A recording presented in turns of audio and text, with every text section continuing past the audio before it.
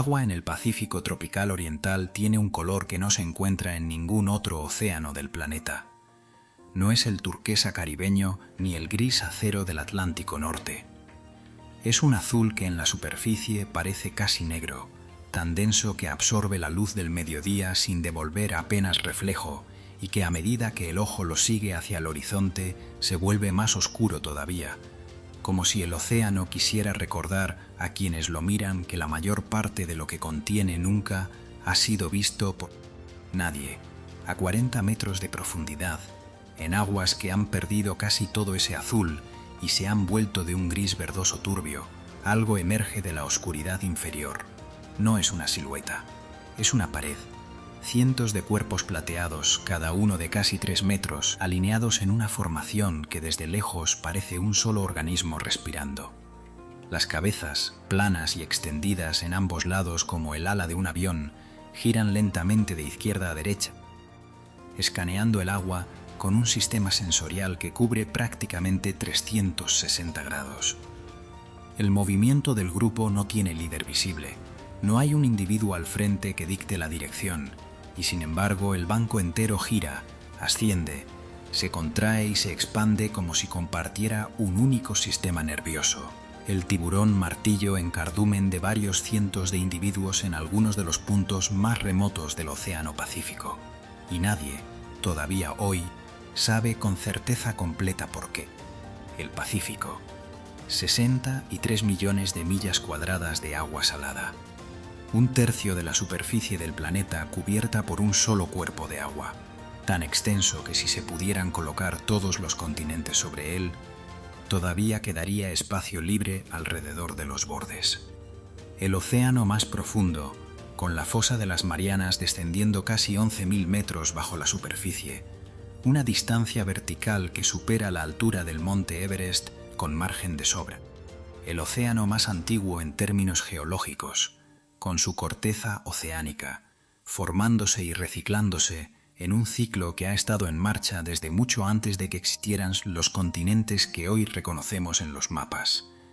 Dentro de esa inmensidad, zonas concretas donde la confluencia de corrientes, de montes submarinos y de afloramientos de aguas profundas crean focos de vida que concentran una biodiversidad desproporcionada respecto al vacío relativo que las rodea.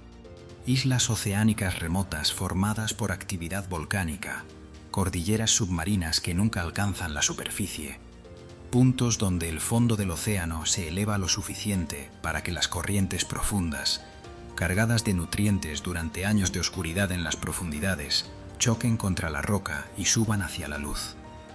En esos puntos, el Pacífico revela lo que realmente es bajo su apariencia de desierto azul. El escenario de algunas de las congregaciones de depredadores más grandes y más diversas que existen en la Tierra. Un reino que lleva funcionando cientos de millones de años, que ha sobrevivido a 5 extinciones masivas y que en los últimos decenios ha empezado a mostrar grietas que el océano, por primera vez en su historia, no puede reparar por sí solo.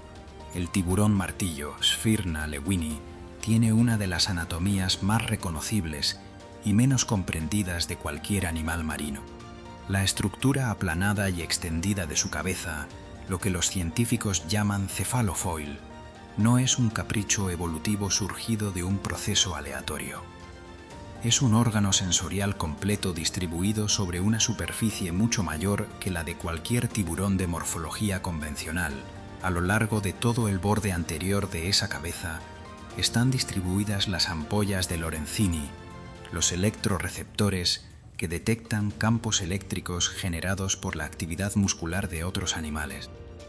En un tiburón de morro convencional, esos receptores están concentrados en una zona relativamente pequeña alrededor del hocico. En el tiburón martillo, al estar distribuidos sobre una superficie que puede superar el metro de ancho en los individuos adultos, funcionan como una antena de barrido de alta resolución.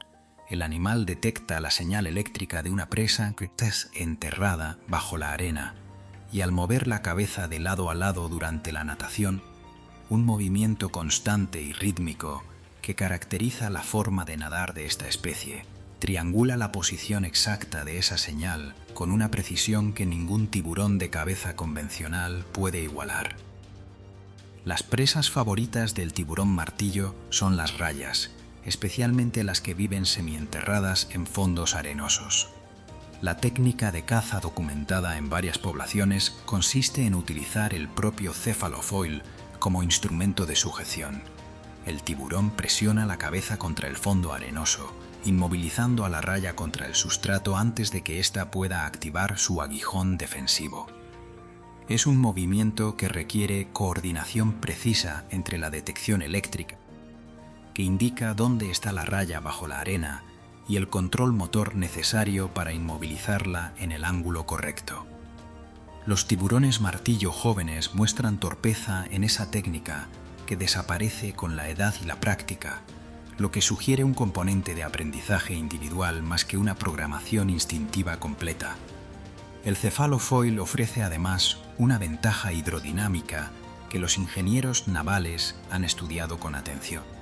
Al funcionar como una superficie sustentadora adicional, semejante en principio a las alas de proa de algunos diseños de buques de alta velocidad, permite al tiburón martillo realizar giros más cerrados y cambios de dirección más bruscos de los que un tiburón de silueta convencional podría ejecutar con la misma musculatura.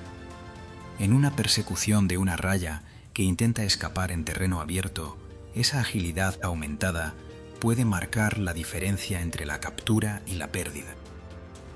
Pero lo que ha hecho del tiburón martillo uno de los animales más estudiados y más fotografiados de las últimas décadas no es esa técnica de caza individual. Es el comportamiento de formar cardúmenes de cientos de individuos en puntos muy específicos del océano, especialmente alrededor de montes submarinos y de islas oceánicas remotas en el Pacífico tropical oriental. Esos cardúmenes son predominantemente de hembras y se forman, según las hipótesis mejor respaldadas por los datos de seguimiento acústico y satelital, por una combinación de razones que probablemente actúan de manera simultánea. La primera es termorregulatoria. Los tiburones martillo prefieren aguas relativamente cálidas para su actividad social, pero se alimentan en aguas más frías y profundas donde está la mayor concentración de presas. Agruparse cerca de la superficie durante el día, donde el agua es más cálida, y descender en grupo durante la noche para alimentarse en aguas más frías, permite a cada individuo recuperar el calor corporal perdido durante la caza nocturna sin abandonar completamente la zona de alimentación. La segunda hipótesis es social y reproductiva. Los cardúmenes de tiburón martillo tienen una estructura jerárquica observable. Los individuos de mayor tamaño ocupan posiciones centrales en el cardumen, mientras los más pequeños se mantienen en la periferia. Esa jerarquía espacial no es aleatoria, se mantiene de manera consistente y requiere que cada individuo conozca su posición relativa respecto a los demás miembros del grupo, lo que implica alguna capacidad de reconocimiento individual dentro del cardumen. Los investigadores que han podido fotografiar e identificar individuos a lo largo de varias temporadas en los mismos puntos de agregación documentan que algunas hembras regresan año tras año al mismo monte submarino, lo que sugiere memoria espacial a largo plazo y posiblemente un componente de selección de pareja vinculado a esos puntos de reunión. La tercera hipótesis, la más reciente y la que ha generado más debate en la comunidad científica, es la de orientación mediante campos magnéticos. Los montes submarinos, donde se forman los mayores cardúmenes de tiburón martillo, coinciden con anomalías magnéticas locales del fondo oceánico, generadas por la composición de las rocas volcánicas que forman esas estructuras. Los tiburones martillo tienen electrorreceptores sensibles a campos magnéticos débiles, y la hipótesis propone que usan esas anomalías como puntos de referencia en un mapa magnético mental que les permite navegar de vuelta a los mismos puntos de agregación a través de cientos de kilómetros de océano abierto sin ninguna referencia visual. Si esa hipótesis es correcta, Los tiburones martillo son navegantes magnéticos de precisión comparable a la de las aves migratorias. En un medio tridimensional y sin puntos de referencia fijos, ninguna de esas tres hipótesis se excluye entre sí. Lo más probable es que los tres factores actúen de manera combinada para crear uno de los espectáculos más impresionantes que el Océano Pacífico tiene para ofrecer. Una pared de tiburones de varios cientos de individuos girando lentamente en la misma columna de agua, día tras día, temporada tras temporada. En los mismos montes submarinos donde se congregan los tiburones martillo, en las columnas de agua que ascienden desde las profundidades cargadas de nutrientes, otro animal convierte esa abundancia en un espectáculo de una naturaleza completamente distinta: la mantarraya gigante, con una envergadura que en los individuos más grandes puede superar los 7 metros de punta a punta de las aletas pectorales y un peso que alcanza las 2 toneladas, es el pez más grande del grupo de los batoideos, el clado que incluye a todas las rayas y torpedos. A diferencia de la imagen popular que asocia a las rayas con animales que reptan sobre el fondo, la mantarraya gigante pasa la mayor parte de su vida en aguas abiertas, nadando mediante el batido continuo de sus aletas pectorales con un movimiento que los biólogos describen consistentemente como vuelo subacuático. La mecánica es más parecida a la de un pájaro en el aire que a la de un pez propulsado por la cola. Es un filtrador. Se alimenta de zooplancton, pequeños crustáceos y larvas de peces que filtra del agua mediante estructuras especializadas situadas en la garganta llamadas placas branquiales. Para alimentarse, despliega 2 lóbulos cefálicos, extensiones musculares situadas a ambos lados de la boca, que en reposo están enrolladas en espiral y que durante la alimentación se abren hacia adelante, canalizando el agua y el plancton directamente hacia la boca abierta del animal. El proceso es continuo y silencioso.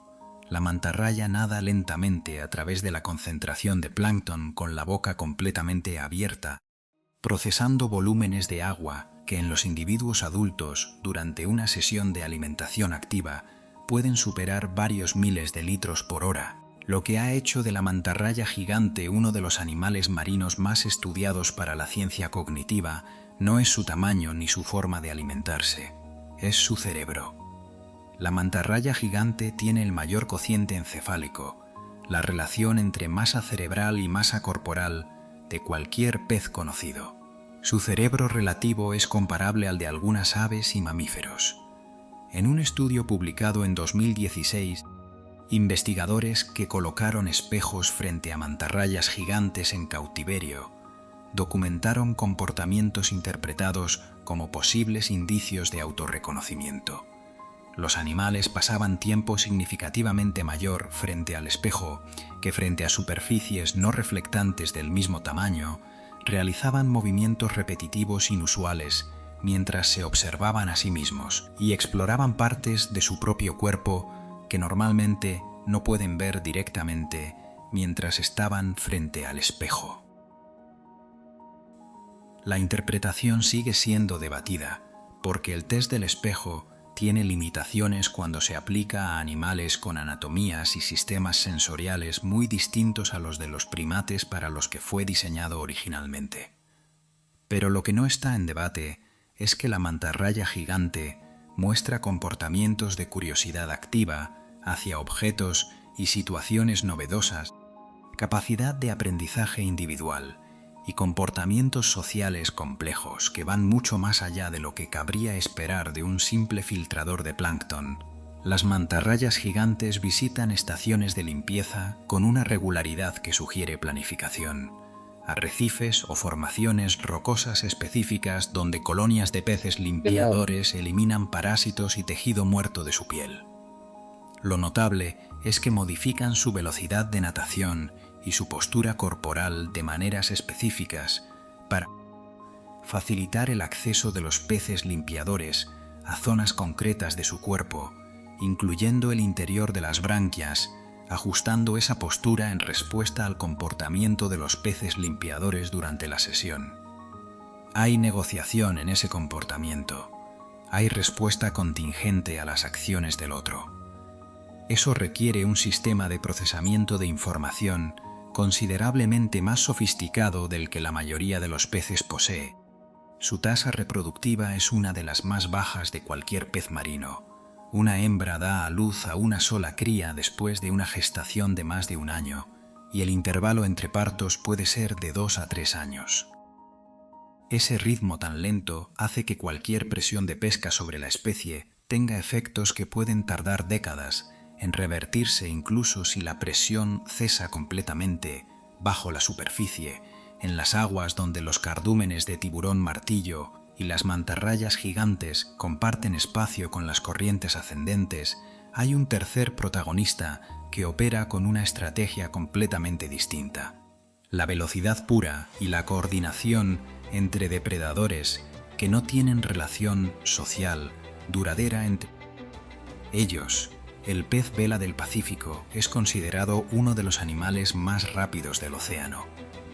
Las estimaciones de su velocidad máxima varían según la metodología empleada, pero incluso los valores más conservadores, entre 50 y 70 km por hora en ráfagas cortas durante la fase de ataque, lo colocan entre los peces más veloces que existen.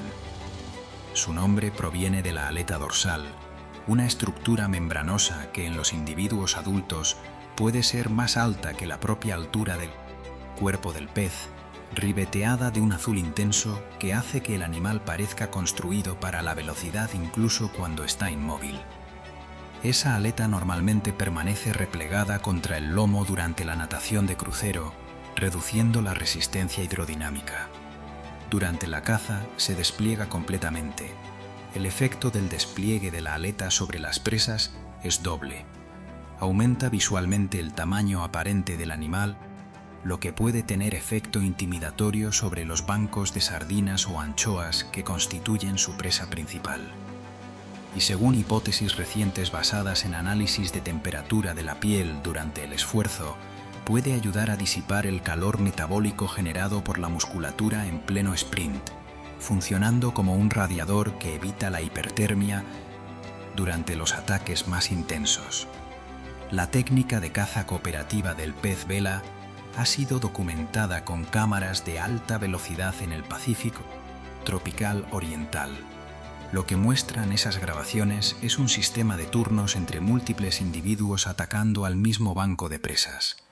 Cada pez vela realiza una embestida rápida con el pico extendido, golpeando lateralmente a los peces del banco para herirlos o aturdirlos, y se retira antes de que el banco pueda reorganizarse, permitiendo que otro individuo realice su propio ataque sobre un banco todavía desorganizado por la embestida anterior. El pico, una extensión ósea de la mandíbula superior que puede representar hasta un cuarto de la longitud total del cuerpo, no se usa principalmente como arma de penetración, sino como arma contundente de alta velocidad. El golpe lateral contra el cuerpo de un pez pequeño causa daño físico suficiente para incapacitarlo sin necesidad de empalarlo. La cooperación entre estos individuos no está basada en ninguna relación social establecida previamente. Los peces vela que participan juntos en un ataque sobre un banco de sardinas pueden no tener ninguna otra interacción entre sí fuera de ese contexto específico. Lo que los mantiene coordinados durante el ataque es la respuesta en tiempo real de cada individuo al comportamiento de los demás y al estado del banco de presas. Una forma de cooperación oportunista que produce resultados comparables a los de la cooperación planificada de predadores con vínculos sociales más permanentes. En las profundidades más oscuras del Pacífico Oriental, lejos de la luz que alcanza a los montes submarinos donde se congregan los tiburones martillo, vive uno de los cefalópodos más estudiados y más temidos por los pescadores de la región. El calamar de Humboldt puede alcanzar los 2 metros de longitud y los 50 kilogramos de peso. Vive principalmente en las aguas frías y ricas en oxígeno de la corriente de Humboldt, que recorre la costa occidental de Sudamérica, pero sus poblaciones realizan migraciones estacionales hacia el norte que en años de condiciones oceanográficas favorables han llevado individuos hasta aguas de California y más al norte. Tiene una de las tasas de crecimiento más rápidas de cualquier cefalópodo conocido. Puede pasar de pocos centímetros a más de 1 metro de longitud en menos de un año. Esa velocidad de crecimiento requiere una tasa metabólica entre las más altas registradas en animales marinos de su tamaño, lo que explica por qué necesita consumir cantidades de presas equivalentes a una fracción significativa de su propio peso corporal cada día. Caza en grupos numerosos, lo que en cefalópodos es un comportamiento poco común. Los cardúmenes de calamar de Humboldt pueden contener cientos o miles de individuos, y la coordinación dentro de esos cardúmenes incluye un sistema de comunicación visual mediante el cambio rápido de color de la piel, controlado por cromatóforos que alteran el patrón cromático del animal en fracciones de segundo. Investigadores que han podido observar esos cardúmenes con cámaras de luz roja que el calamar de Humboldt no parece detectar han documentado patrones de parpadeo cromático que se propagan entre individuos del cardumen como una ola, con una sincronización que sugiere algún tipo de señalización coordinada, aunque el significado específico de esos patrones no ha sido descifrado todavía. No lejos de donde los calamares de Humboldt realizan su ascenso nocturno hacia las capas superiores del océano, otro depredador del Pacífico protagoniza uno de los fenómenos más impresionantes de la biología marina de aguas abiertas. El tiburón azul, Prionace glauca, es el tiburón oceánico más abundante del planeta.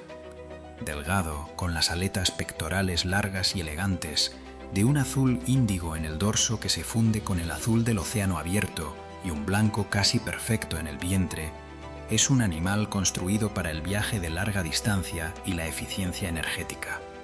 Se distribuye en todos los océanos del mundo entre los 60 grados de latitud norte y el sur, y sus migraciones documentadas mediante seguimiento satelital incluyen travesías del Atlántico completas, de Europa a América del Sur y de vuelta, viajes de más de 10.000 kilómetros que un solo individuo puede completar en varios meses. En el Pacífico Norte, los tiburones azules siguen la corriente circular del norte del Pacífico en un movimiento horario que los lleva desde las costas de California hacia Japón, desde Japón hacia las islas del Pacífico Central y de regreso hacia las costas americanas. Este circuito, cuyos detalles solo se hicieron claros con la adopción generalizada de transmisores satelitales en los años 2000, tiene una lógica ecológica directa. El tiburón azul sigue la distribución de sus presas preferidas, principalmente calamares medianos y peces pelágicos pequeños, que a su vez siguen la distribución del plancton, que a su vez sigue la distribución de los nutrientes en la superficie oceánica. El tiburón azul no es un cazador de emboscada ni un velocista de corta distancia. Es un explorador de larga distancia que cubre enormes áreas de océano abierto buscando concentraciones de presas, y que cuando las encuentra explota esa concentración con un apetito que los pescadores que trabajan en las zonas de mayor densidad de esta especie describen como inagotable. Las agregaciones de tiburón azul en zonas de alta productividad del Pacífico Norte durante los meses de verano pueden incluir decenas o centenares de individuos alimentándose en el mismo parche de agua durante días consecutivos, la vulnerabilidad de los tiburones azules a la pesca incidental, capturados accidentalmente en palangres dirigidos a otras especies, los ha convertido en una de las especies de tiburón con mayor mortalidad documentada por actividad pesquera humana. Con decenas de millones de individuos capturados anualmente, la mayoría de ellos desechados o aprovechados para el mercado de aletas, la población global de tiburón azul es la que soporta quizás la mayor presión de extracción de cualquier tiburón pelágico del planeta. El hecho de que la especie no esté todavía catalogada como amenazada dice más sobre su abundancia histórica que sobre el nivel de presión a la que está sometida. Las corrientes del Pacífico no son uniformes. Son un sistema de ríos dentro del océano, masas de agua con temperaturas, salinidades y velocidades de flujo distintas que se mueven unas sobre otras. Se mezclan en algunos puntos y permanecen separadas en otros durante miles de kilómetros. Esa estructura de corrientes determina qué nutrientes llegan a qué zonas de la superficie en qué momentos del año, y esa distribución de nutrientes determina qué hay de comer y, por tanto, dónde están los depredadores. La corriente de Humboldt, que fluye hacia el norte a lo largo de la costa occidental de Sudamérica, transporta agua fría desde latitudes subantárticas. Donde esa agua fría se encuentra con los vientos alisios que empujan el agua superficial hacia el oeste, se produce un proceso de afloramiento costero que arrastra agua de las profundidades hacia la superficie. Esa agua profunda, que ha pasado años o décadas acumulando nitrógeno, fósforo y silicatos en las oscuridades del fondo, sin poder llegar a la zona iluminada donde serían consumidos, explota en productividad cuando finalmente alcanza la luz. El fitoplancton que crece sobre esa fertilización natural es la base de una pirámide trófica que incluye las mayores biomasas de peces pequeños del Pacífico, que a su vez alimentan a aves marinas, lobos marinos, atunes, tiburones y ballenas. Las islas oceánicas remotas del Pacífico tropical oriental actúan como oasis de vida en medio de aguas que en otras zonas del trópico serían relativamente pobres en nutrientes. La topografía submarina de estas islas, formadas por volcanes que en muchos casos se construyeron durante millones de años de actividad eruptiva antes de alcanzar la superficie, crea una estructura tridimensional submarina de crestas, valles y cañones que interactúan con las corrientes oceánicas mayores para producir afloramientos locales de agua nutritiva. En esos puntos, la productividad primaria, la cantidad de materia orgánica producida por el fitoplancton, puede ser varias veces superior a la de las aguas abiertas circundantes. Es en esas islas donde las concentraciones de tiburones, rayas, atunes y otros grandes pelágicos alcanzan densidades que no tienen comparación en ningún otro punto del Pacífico tropical. En las aguas de las Islas Galápagos, donde además la confluencia de la corriente de Humboldt con la corriente ecuatorial caliente crea condiciones oceanográficas únicas, los tiburones martillo de cabeza redonda se agregan en cardúmenes que en algunas épocas del año se cuentan por centenares alrededor de los montes submarinos periféricos del archipiélago. Los tiburones sedosos, los tiburones de Galápagos y los tiburones nodriza comparten el arrecife con las mantarrayas gigantes, los tiburones ballena y los delfines, creando una densidad de depredadores pelágicos que los biólogos marinos que trabajan en esas aguas describen como incomparable en cualquier otro lugar del océano. El tiburón ballena merece atención específica en cualquier relato sobre los depredadores del Pacífico, aunque el término depredador aplicado a este animal requiera una revisión de su significado habitual. Con entre 12 y 18 metros de longitud y hasta 20 toneladas de peso, el tiburón ballena es el pez más grande del planeta.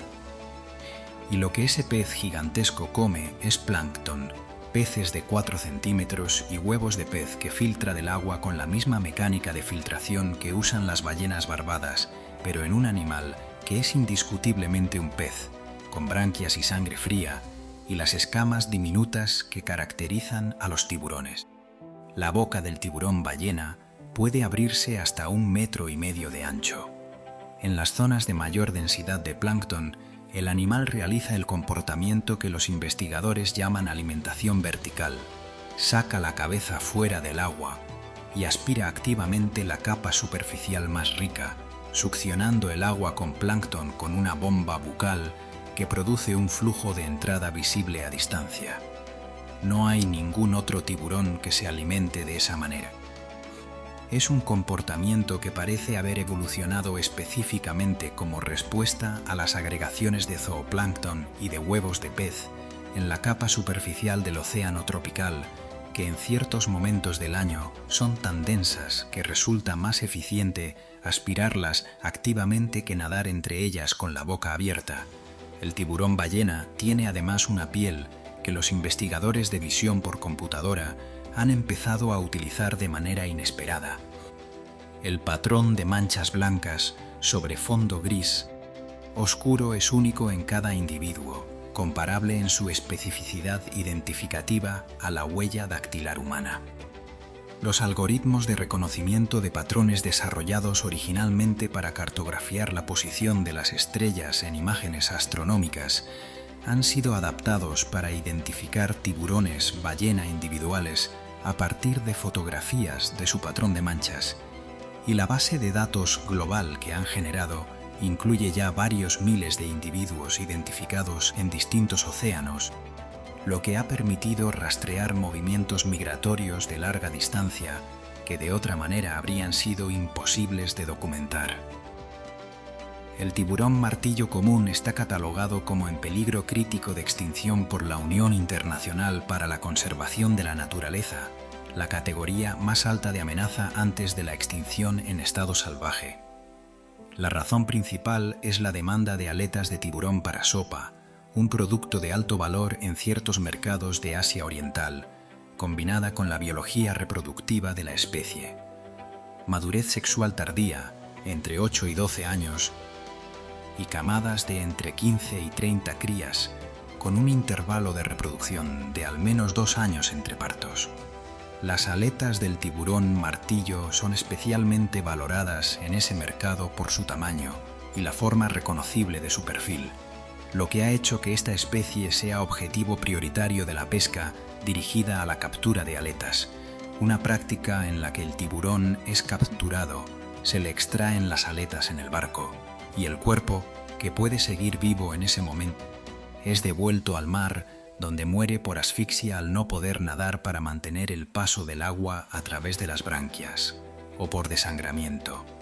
Las grandes agregaciones de tiburón martillo en los montes submarinos del Pacífico tropical oriental han mostrado declives documentados en varios de los puntos más conocidos, con reducciones en el tamaño de los cardúmenes observados que en algunos casos superan el 80% respecto a los registros de hace 30 años. Los cardúmenes de centenares de individuos que eran habituales en ciertas épocas del año, en los años 80 y 90, se han reducido, en muchos puntos, a decenas o a grupos de menos de 20 animales. La paradoja de estas agregaciones es que su misma previsibilidad, la razón por la que son tan espectaculares para la observación científica y turística, es también lo que las hace vulnerables a la pesca dirigida. Un pescador que conoce la ubicación de un monte submarino donde se congregan cientos de tiburones de manera predecible, cada año tiene acceso a una concentración de biomasa que en aguas abiertas requeriría semanas de búsqueda.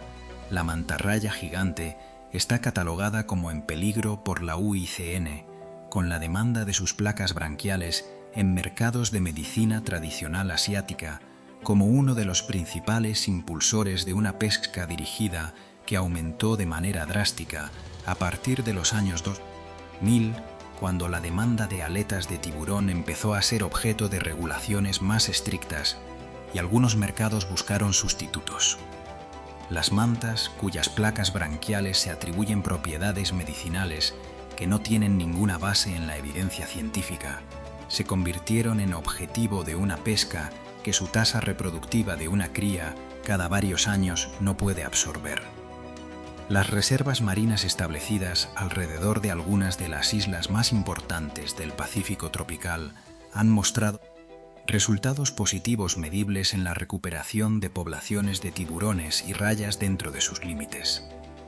La zona marina de las Galápagos, el Parque Nacional Cocos en Costa Rica y la Reserva de las Islas del Pacífico Sur colombiano han generado datos de recuperación de poblaciones de tiburón martillo que los investigadores que los analizan describen como alentadores pero frágiles. Las especies migratorias que pasan parte del año en zonas protegidas pueden pasar otra parte en aguas internacionales o en zonas con regulaciones menos estrictas, donde la protección que reciben dentro de la reserva se anula en semanas de exposición a la pesca sin regulación. El tiburón ballena está catalogado como en peligro, con sus poblaciones bajo presión de pesca directa en algunos países donde todavía no está protegido, de la colisión con embarcaciones en sus rutas migratorias y de la perturbación de sus zonas de alimentación por el turismo de buceo que en algunos puntos ha llegado a niveles que los investigadores consideran disruptivos para el comportamiento normal de los animales. El amanecer sobre el Pacífico tropical oriental llega con una luminosidad que parece amplificarse desde el propio océano. La superficie, en calma a esa hora, refleja el cielo con tal fidelidad que resulta difícil distinguir dónde termina el agua y empieza el aire. Bajo esa superficie, a 40 metros de profundidad, el cardumen de tiburones martillo que ha pasado la noche en aguas más frías y más profundas comienza su ascenso matutino hacia las zonas menos profundas del monte submarino. El movimiento del cardumen visto desde arriba tiene la fluidez de un solo organismo, cientos de cuerpos moviéndose con una sincronía que ningún sistema de coordinación externa explica satisfactoriamente. Cerca de la superficie, una mantarraya gigante completa su visita matutina a la estación de limpieza, manteniéndose casi inmóvil mientras los peces limpiadores trabajan sobre su piel, antes de desplegar sus aletas pectorales y retomar el vuelo lento hacia las aguas abiertas donde pasará el resto del día filtrando plancton de la columna de agua. Más lejos, en aguas donde no hay ningún monte submarino que rompa la continuidad del océano profundo, un grupo de peces vela localiza un banco de sardinas y comienza la secuencia de ataques coordinados que en pocos minutos dejará al banco diezmado. En las profundidades, en la oscuridad donde la temperatura no varía con el ciclo del día y donde el tiempo de la superficie es irrelevante, el calamar de Humboldt completa su ciclo de vida a la misma velocidad vertiginosa con que lo ha completado cada generación anterior. Nacimiento, crecimiento explosivo, caza, reproducción y muerte, todo en el espacio de un año o dos, con la urgencia de un animal que parece saber que el tiempo disponible es corto. El Pacífico es el océano que más espacio ocupa sobre este planeta. También es el que más tiempo llevan utilizando sus habitantes antes de que existiera ningún ser humano que los nombrase. Todo lo que ocurre en sus aguas, los cardúmenes de tiburones martillo girando sobre los montes submarinos, las mantarrayas desfilando ante los peces limpiadores, los peces vela atacando en turnos perfectos, los calamares comunicándose en destellos de color en la oscuridad, ocurrió durante millones de años antes de que llegáramos y, si le damos la oportunidad, durante millones de años después de que dejemos de estar. La pregunta que el Pacífico hace a cualquiera que se detenga a escucharla no es cómo funciona. Después de 170 millones de años de existencia, ha demostrado sobradamente que sabe funcionar sin nuestra ayuda. La pregunta es si vamos a seguir desmontando sus piezas antes de haber terminado de entender para qué sirve cada una.